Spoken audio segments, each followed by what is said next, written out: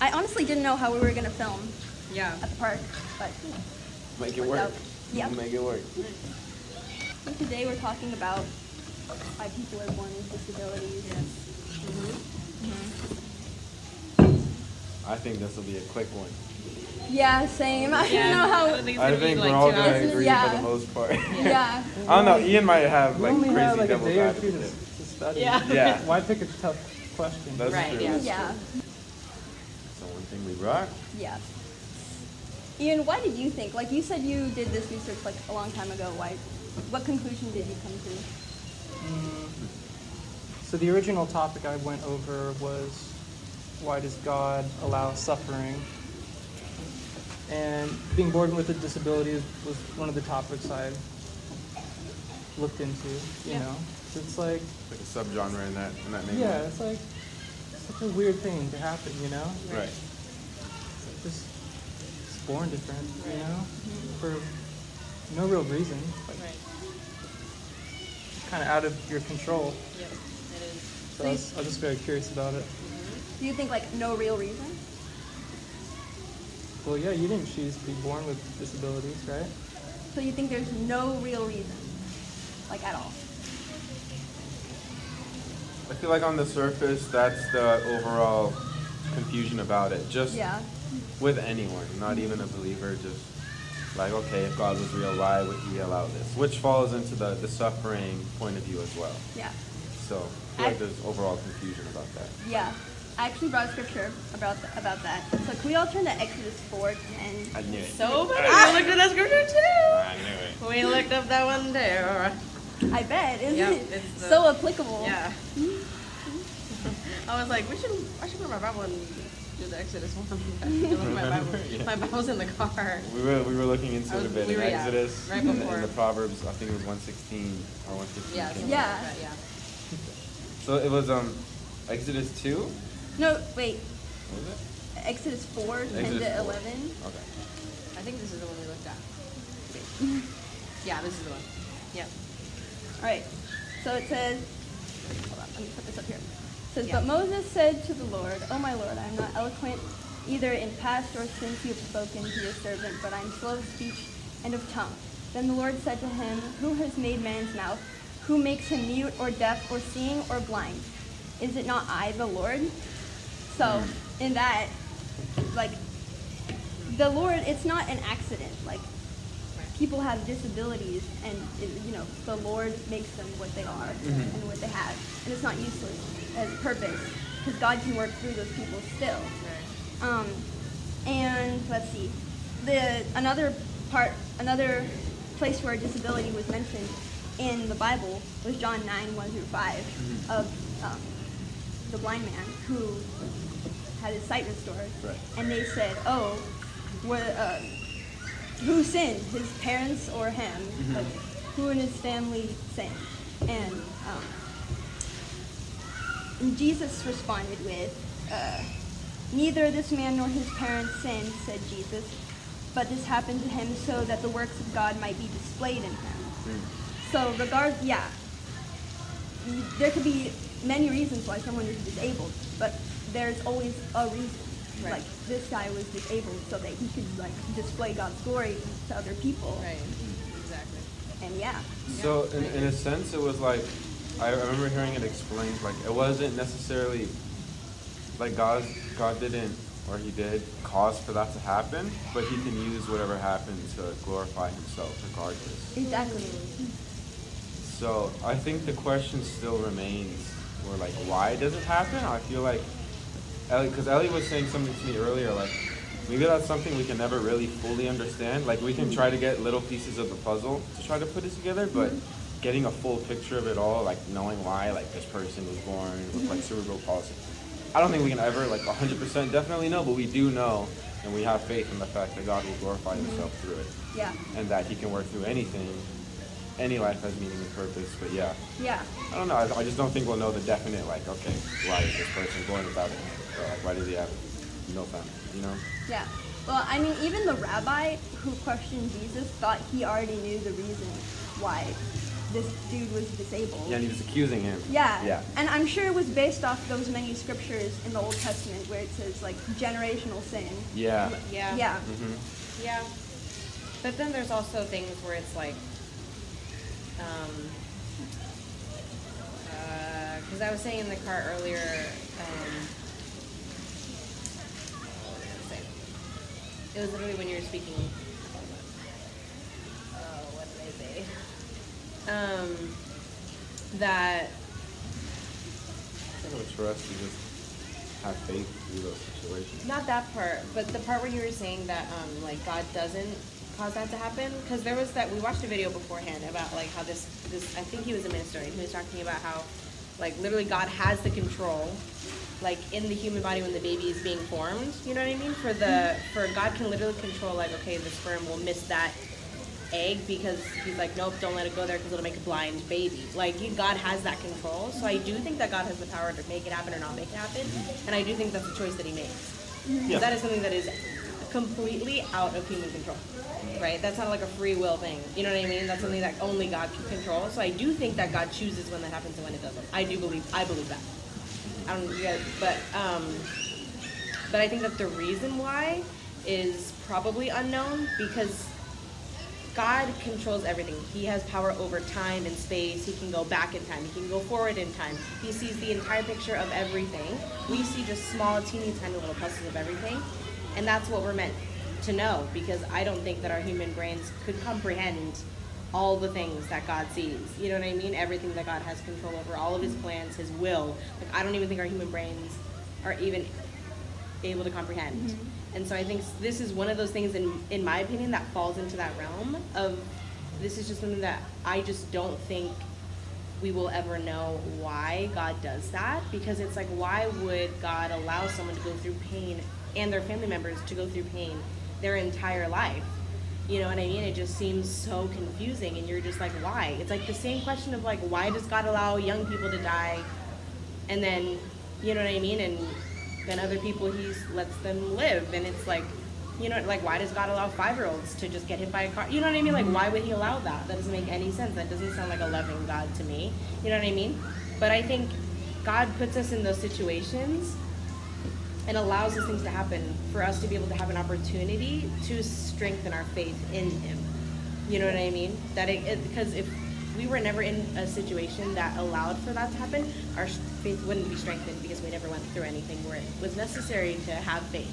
Yeah. You know what I mean? And it's like, it's the same thing, like, why does God allow us to fail? Why does God allow us to stumble? Why does he allow us to fall into temptation? Why does he allow us to struggle? Like, why does he allow all of that stuff? And I genuinely think that it's so that we can continuously fall and then pick ourselves back up and then rely on God. Yeah. It's forming a habit that we need to have a relationship with God, to have strong faith, to rely on him for every situation. And I feel like when God allows us to go through those tough things, that's an opportunity for us to prove to him that we love him by showing faith and trusting him with that. You know what I mean? Well, how would we prove it to him if he already knows what's going to happen? What do you mean? Sorry, I don't know. Like you said, we need to prove to God that we love him, but he already would know that if we loved him or not. You think that God knows that we love him before we are alive? Mm-hmm. Like, yeah, I mean, God knows everything. Right, but there's free will. Yeah. So we have free will. We can either decide to love him or not decide to love him, right? Well, yeah, I think I agree with what you're saying, but I also think that God would know if we loved him or not. And I think those situations of suffering that we're put into that allow us to strengthen our faith are not for us to prove to God whether we love him, because he already knows. I think those situations that we are put into are to prove to ourselves that we love him. Let's think about like Abraham, when God told him, sacrifice your son. Like, God didn't need to do that to see whether Abraham was faithful to him or not. He would already know. God did that to Abraham to show Abraham that he had the strength to obey God no matter what. Where does free will play into that, though? Because it's our free will. It's not God's free will. God is omniscient. God knows everything. He is everywhere in every place. But we aren't. Right. So we're the ones who need free will. But, right. Do you think that God knows whatever choice we're gonna make before we make it? Yeah. Really? Yeah. I think that a long debate that I don't think that everybody agrees with that. The way I think about it is God has a plan, and it's up to you to follow that plan. Yeah. And if you, like, He has a plan for every choice you would Yeah, ever make. exactly. It's like a branch. It's like God's will is the trunk, and then Yeah. there's so many different branches that are all of the like it's like a branch for if we made this choice, it's a branch for if we made this choice, Yeah. it's a branch for if this other person came into our lives. Like, you know what I mean? I feel like God has control over His will coming to fruition no matter what choice we make. I think that's the power that God has. But I don't think that God, like, I think he'll know the decisions we make, but every single possible decision we could make. And then He bases on, okay, whichever decision you made in that situation, we're going to go with this branch. Well, how do you know? I just think because that's, to me, like free will. How would it make sense if God already knows everything? And it's like almost as if like free will doesn't really, it's like doesn't make sense for free will to like, what's the point of it then if Because God already then- has everything set? That would essentially be the same thing as going back to the beginning of time and Him making all the angels knowing that Lucifer would betray Him and then set the whole earth to crap, essentially, and then ruin everything.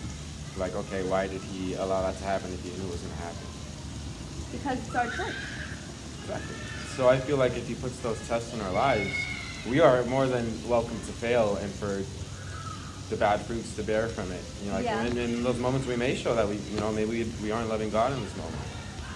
I think those tests do happen in our lives. Or otherwise, why would we be So tested? you think that if God knows the decisions we make, then it isn't our responsibility but God's? That's not what I said. Then what are you saying? God. To sum it all up, I know it's not that. I'm saying that there's a lot of room for a lot of different things to happen. I don't think, like, when you're being tested with something, you said it's not how you show love to God. Wait, what? Like, when you're being tested with something and you do the right thing, that's not how you show love to God. That is. Yeah, but you said God already knows whether we love Him or not. Which, yeah, He does. He does know our hearts deep down inside us. But I feel like there are people out here who don't love God, right? Genuinely don't. Yeah, you They'll said- either profess, they'll either profess that they don't love God, or they do. Some people are just genuinely like, I don't love God. But there are some people who say they love God, but deep down in their hearts they don't. And God knows all of those things, Yeah. right? But there's always an opportunity to change.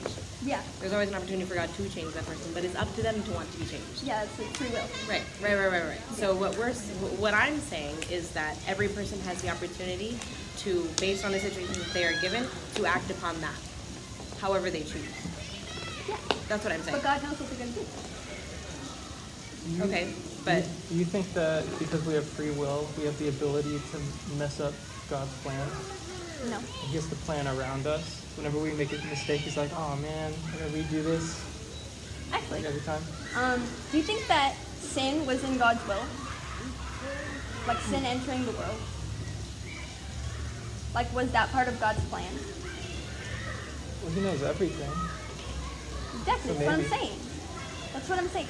I'm saying that we have free will, and sometimes things happen outside of God's will, but He ultimately knows what's going to happen. He knows what you're going to do.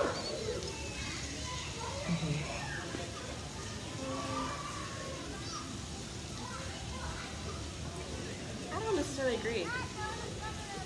But, like, how would He not know? I think He's prepared. I think God prepares for any choice we make. Okay, That's what I think. yeah. I think that He's ready for any decision we make. Yeah. But I don't think He necessarily knows like what we're gonna choose in this moment. Because do you believe in parallel parallel universes? Do you believe in that? No. No? Okay, so that theory of the multiverse universe, that is no. Like, if there were a universe where every possibility would happen, there would have to be a universe where the multiverse doesn't exist. That cancels itself out. That logic. So no, that's universe, one verse, one universe. So no, I don't think that's a thing. Like, The more I think about it, I do think God knows everything we're going to do. yeah. It makes sense. He's God. He's omniscient, omnipresent. So why wouldn't He know? Like, He can do everything that you said He was going to do in our lives. Like, we make a decision and He completely reroutes everything. You know, but I think he knows all of that already before it even happens. So what is free will? If God knows what we're all gonna do, I He think can influence us. Because Like preset I'm not. destiny? I'm not saying he's influencing the situation. He I'm can saying change, he he can just. change the hearts of people. No, he can, and I'm sure he had a plan for that all along, and it worked out. But you don't think he's like, choose whichever option you want? I think he does do that. But he knows which one we're gonna choose?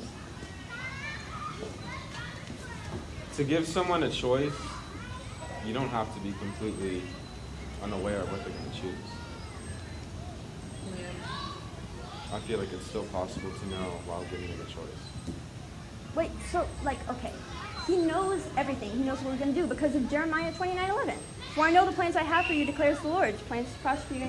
So he knows what's gonna happen. Yeah. With whatever choice you make. Yeah, that's where free will comes in. I don't know. Not everyone's life is prospering though. Well, that's because it's talking to Christians. That's talking to you guys. Even every Christian's life is not prospering. I don't know. Well, I mean, it'll prosper in the end because you go to heaven. Right. And there's that other scripture like, I'll be content whatever the circumstances. So then you're prospering even when times are tough. Even if you have a disability. Yeah, this is a different conversation. I'd want to do more research on for sure. Yeah. Because my general idea is that we have an all-knowing, all-loving God. He created the universe. I'm sure he would know everything that's going to happen. Mm-hmm. I'm sure there's scripture to back that up, and I'm sure also the free will concept and the scripture to back that up will also raise some counter arguments. I don't know all the counter arguments or arguments for or against. Neither do I. So I'm kind of just voicing an opinion without anything to back it up. Mm-hmm. And if I can't back it up with scripture, then it's not a valid opinion to me. Or at least what I'm saying. Mm-hmm.